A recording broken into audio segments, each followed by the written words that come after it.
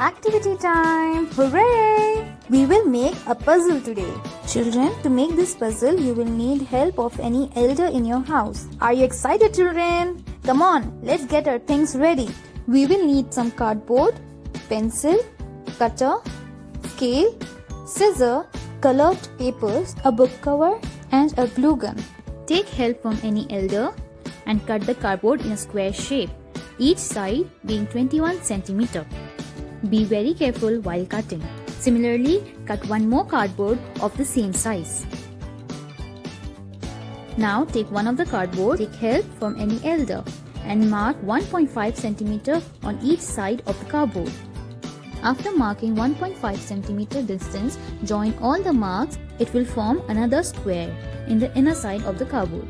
Now take help from any elder and cut the cardboard. Now take an adhesive book cover and cover the cardboard frame. Now take another cardboard and stick any colored paper using the glue gun. Take the frame and stick it on the square. Now we will make another small squares of 4.5 cm. We will make 16 squares. And now we will cover these tiny little squares with all the color papers. You can also color these squares instead of sticking a paper. Now take the square and mark a star on the first square. For the other square, you will start writing numbers starting from 1 up to 1414.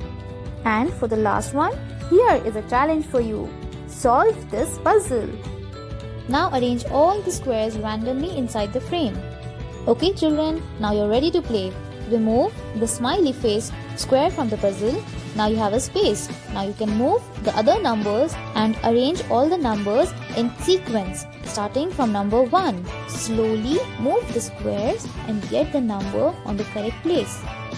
Remember, do not pull out any of the square to arrange the numbers. All the best children. I am sure you will get a way to arrange it in the correct order. I hope you will enjoy the activity. Thank you. Bye-bye.